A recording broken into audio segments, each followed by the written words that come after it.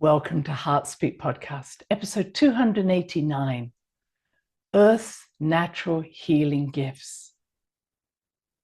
Well, hello there, wherever you're in the world. I hope you enjoyed the eclipse. We're moving forward in looking at two other events that are coming up now in April. One is Earth Day on the 22nd of April, and the other is this conjunction between Jupiter and Uranus, 16th to 26th of April, in Taurus, in this earthy Taurian energy. So really talking about the natural healing gifts, not just that we can do to someone else, but how we can be healed by nature, by Mother Earth. And it was inspired by an article I was reading that came from 2017, mainly looking at an American audience and saying how many people spent so much time indoors rather than going outside. They've put the figure at between 80 and 90% of their week was indoors rather than outside. And they call this nature deficient syndrome or disorder. And there are now many ecotherapists who will encourage you to go outside. But, since 2017, we've had the pandemic and more people felt the need to stay indoors. In fact, we're told to stay indoors, don't communicate or connect with nature.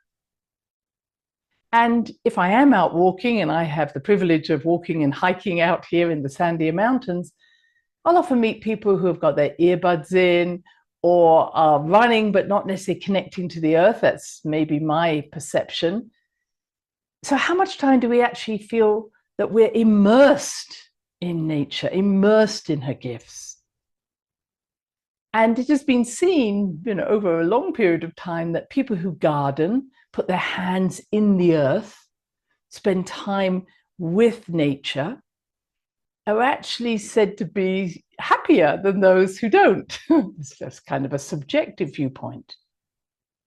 But it's said that even if you hold moist soil from the earth for 20 minutes, the chemistry from the bacteria and from the nutritional qualities within that earth start to influence your moods.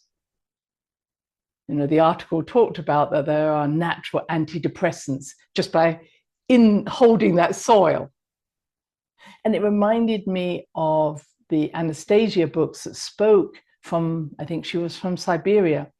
And these stories said how important it is for us to spend time in our gardens or our forests or wherever we've got a backyard, because when we touch the plants, and even better when we actually put our bare feet on the ground, the plants themselves can detect our healing needs. What do we need to bring us back to health?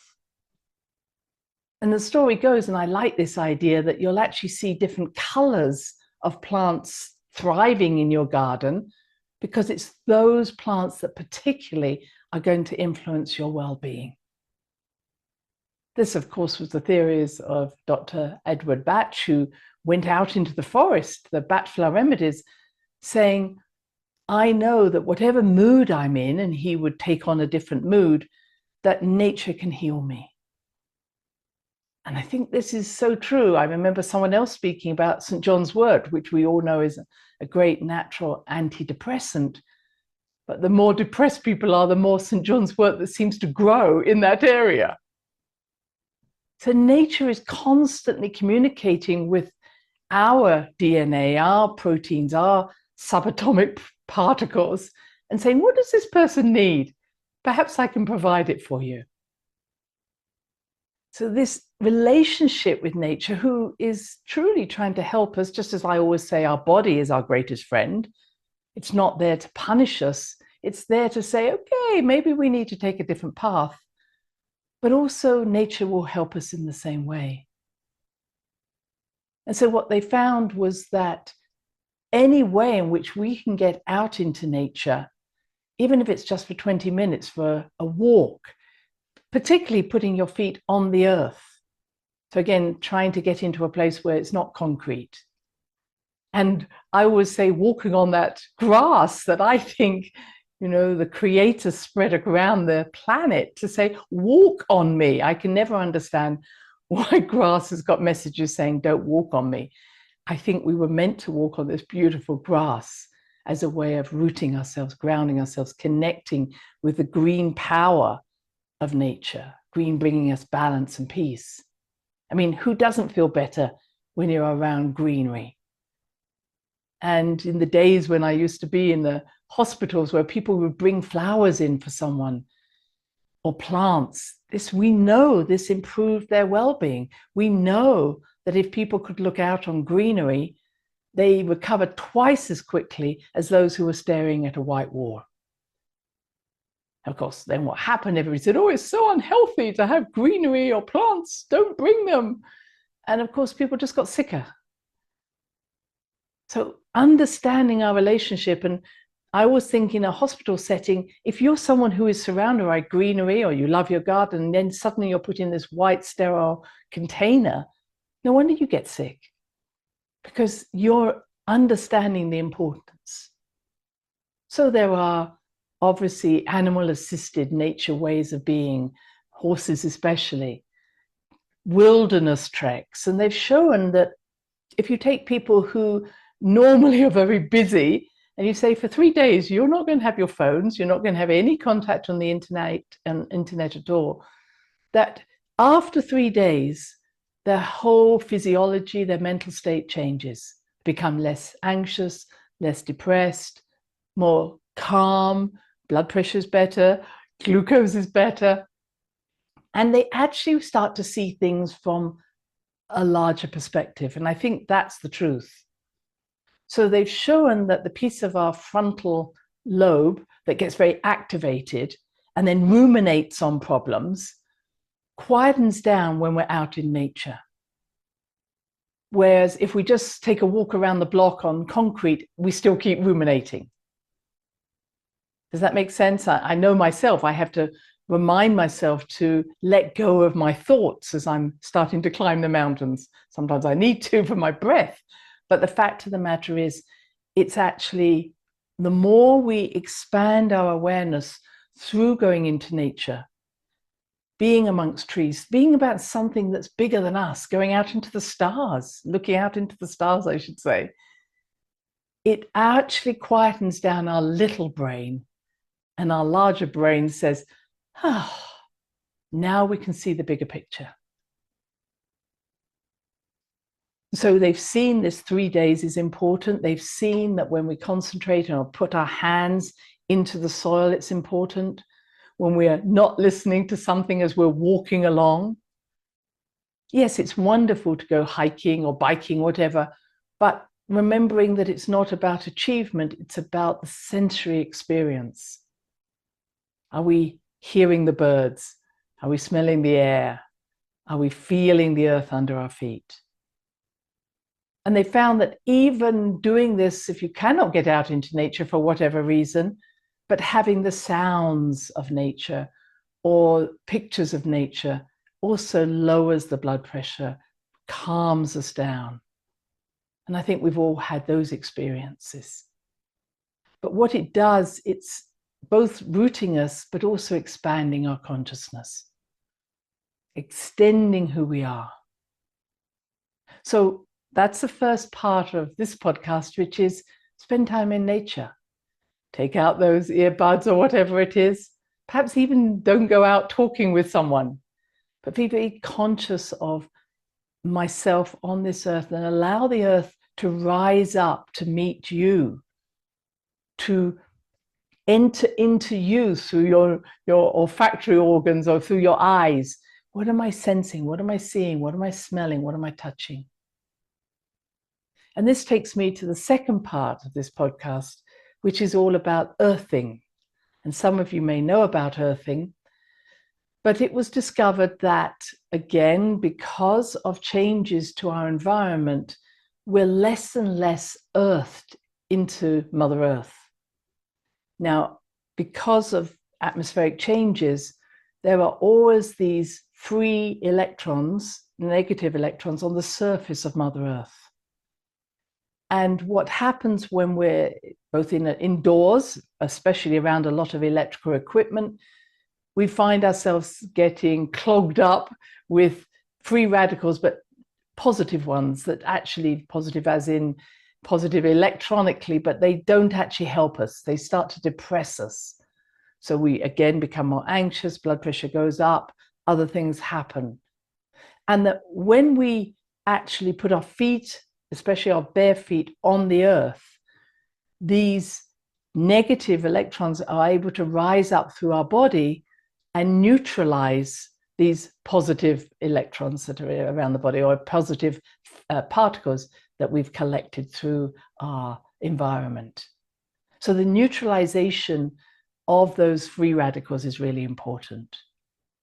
And there's an abundance of these negative ions in the earth, on the surface of the earth. So the more we walk on the earth, and as you've heard me speak about rooting ourselves into Mother Earth, so it's not just being on the surface, but the more that we can send our roots into that first layers of Mother Earth and then bring that energy up, the more we find healing and balance in ourselves.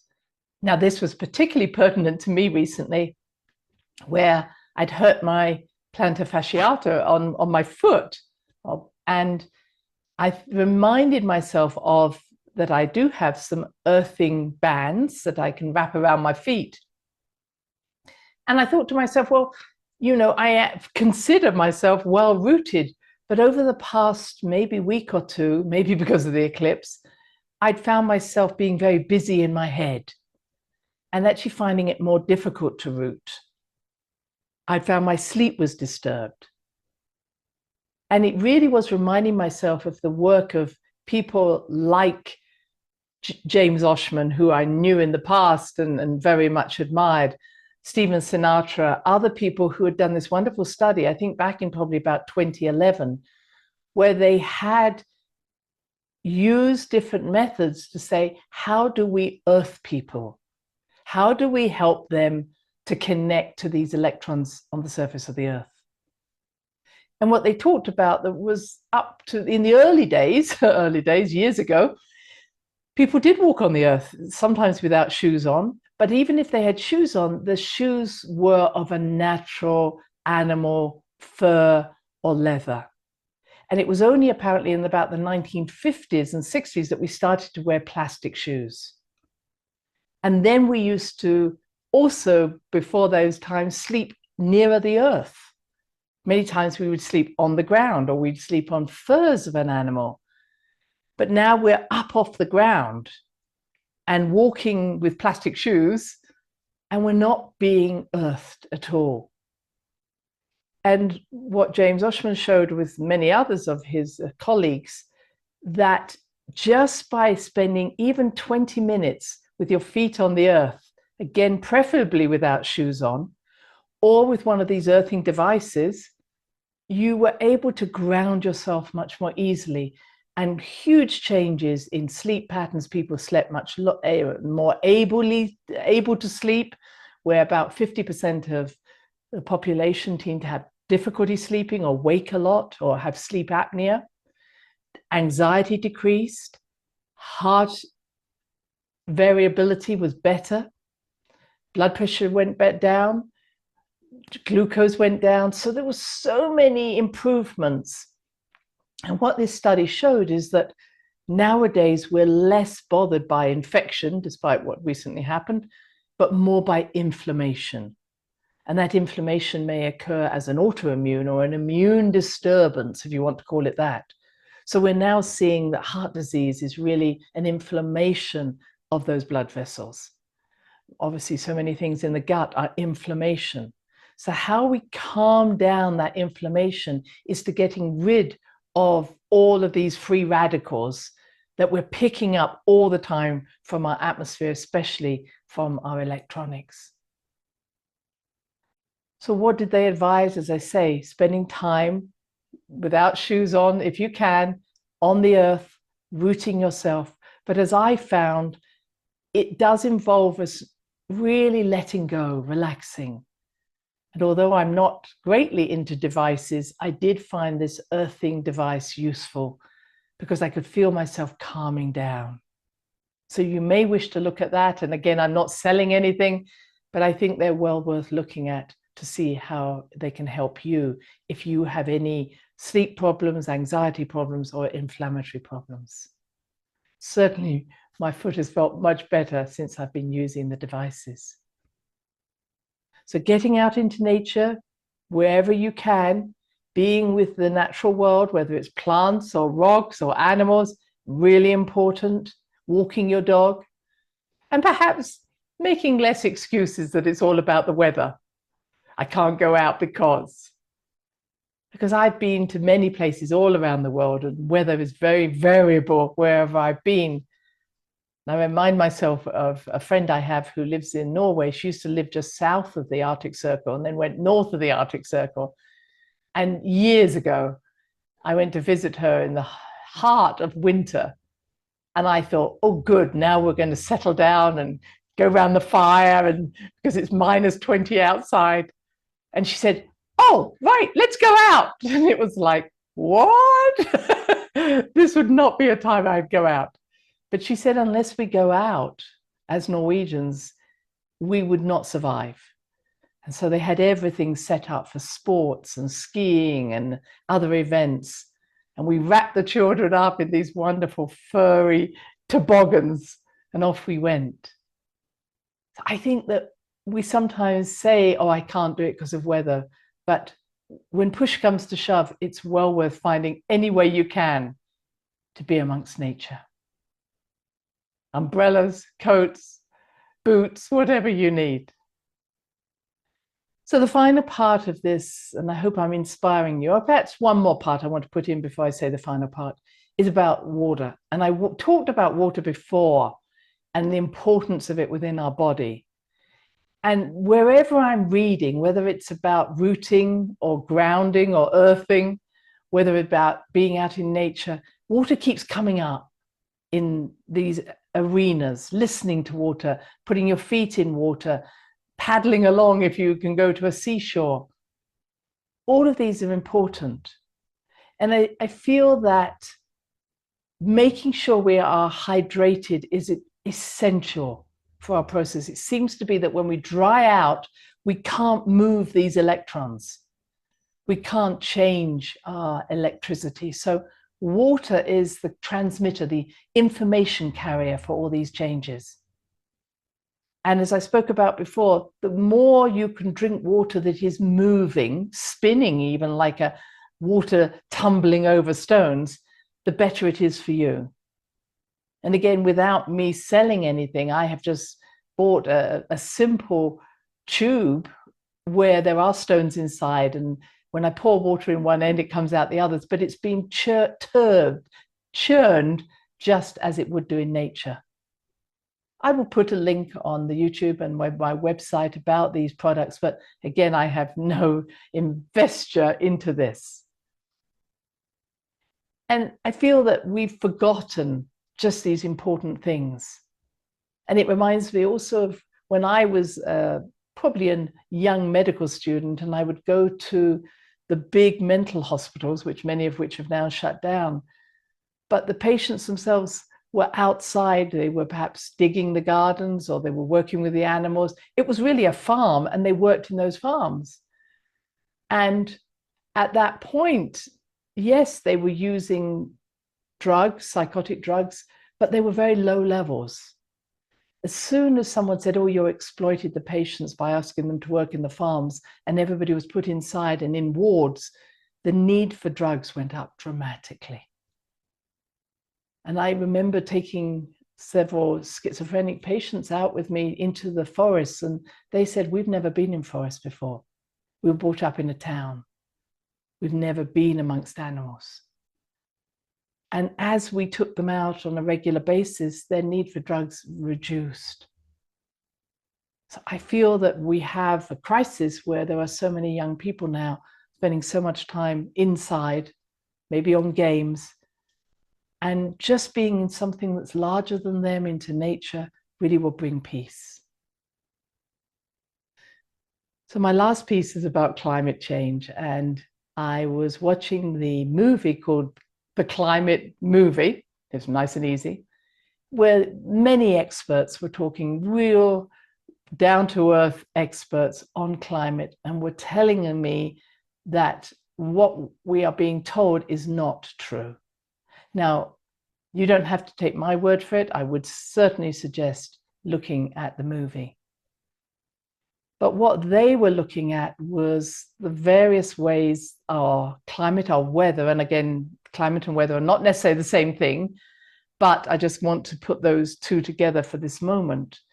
But saying that if you look back 50 million years ago, the weather, the temperatures on this planet were much hotter than they are now. Indeed, during the time of the dinosaurs, which was even earlier than that, it was a very lush green planet, as we understand. And what's actually happening is that we've become colder and colder since those times. So the plan, or the maps we often are shown, are very limited in their time scale. If you look at the big maps, we're talking about something very different. And when we look at those differences, it's saying that why we saw people who we always said were running around with loincloths on and fur, so a few furs, well, it was warmer. And that's why. So if we come into a more recent time, so 20,000 years ago, there was an ice age, as you might know, and then things started to melt. And that melting wasn't due to human participation in this experience. This was due to something much larger. And that something much larger that they have looked at has both been galactic and solar.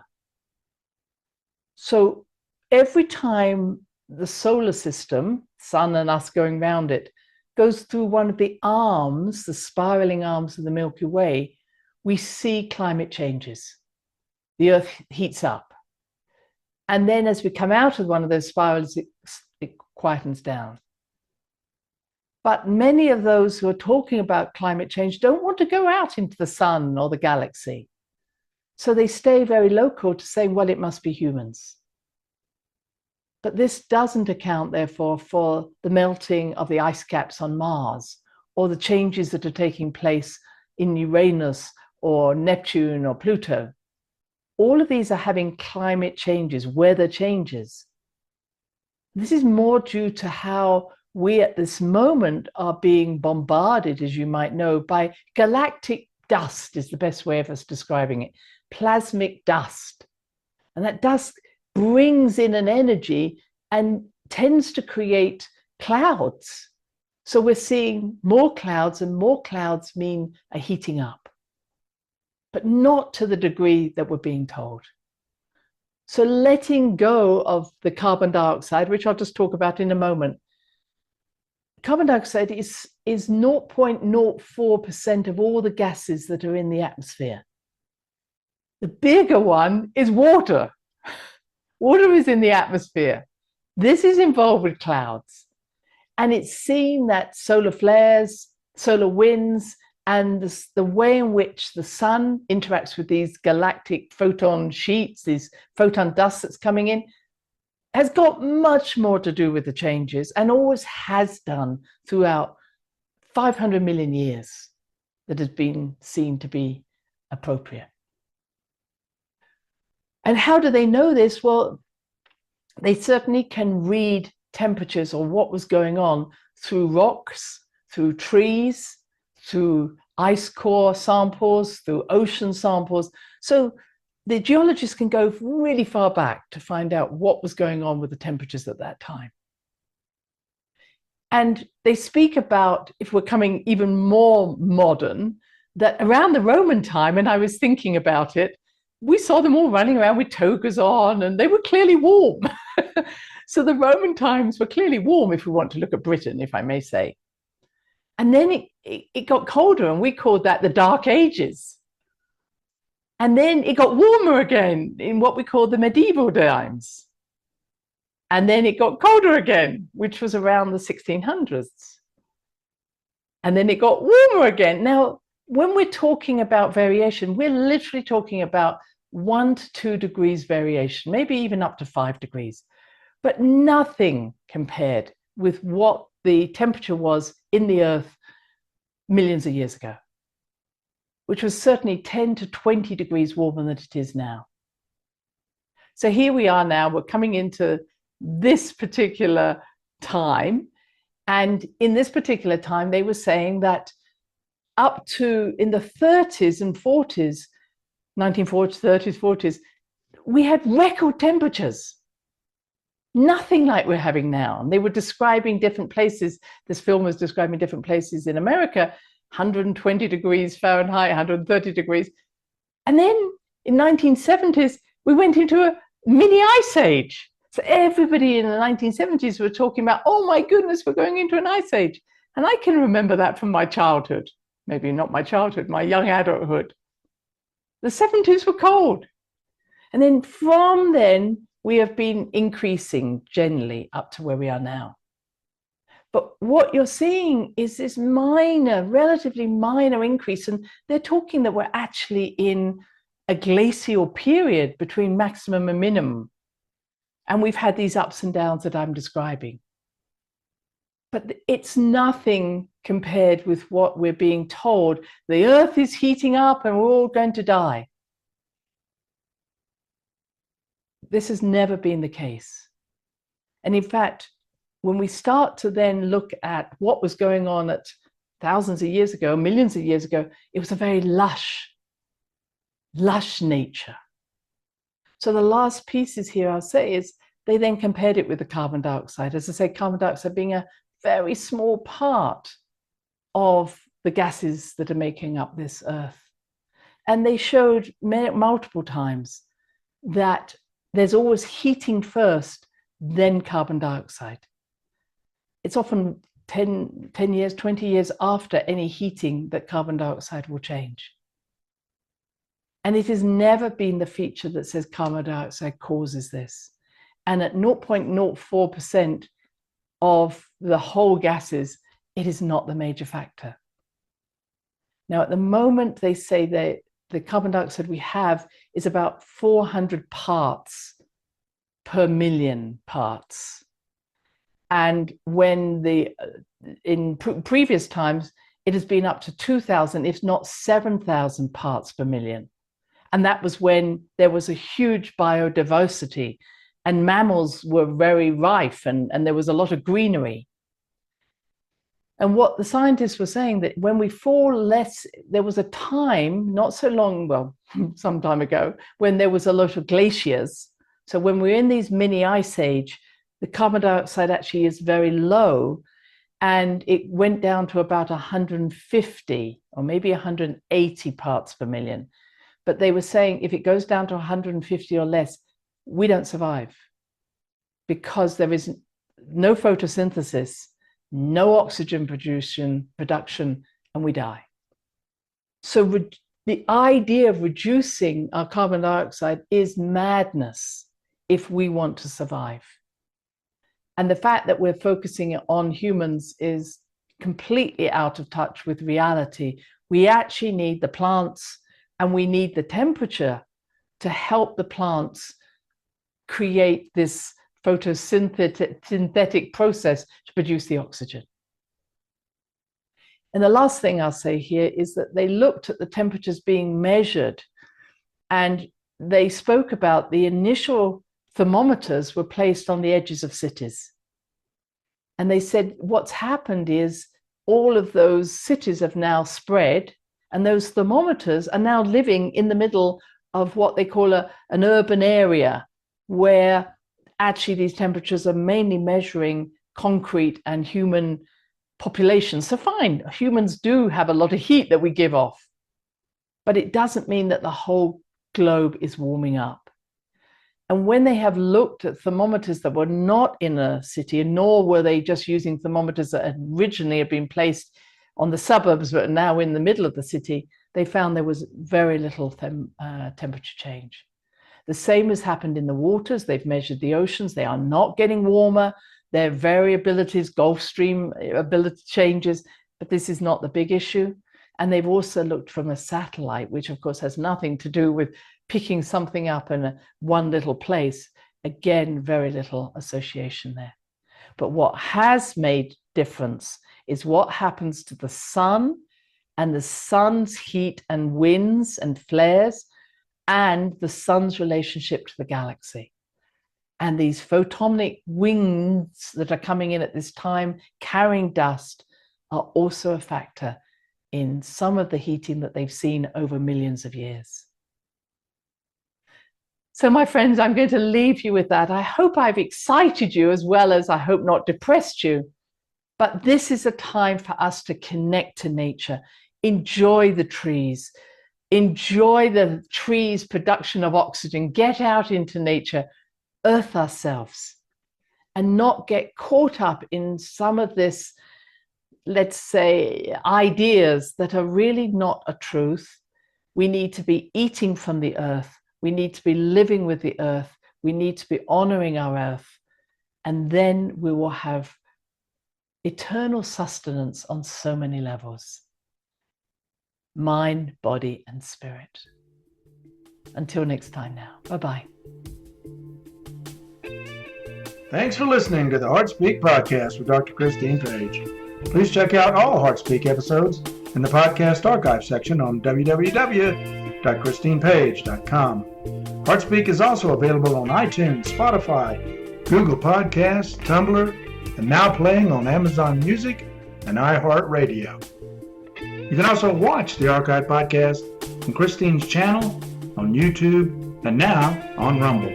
Connect with Christine on Instagram, LinkedIn, and Facebook group, The Great Mother Calling. Do share with family, friends, colleagues.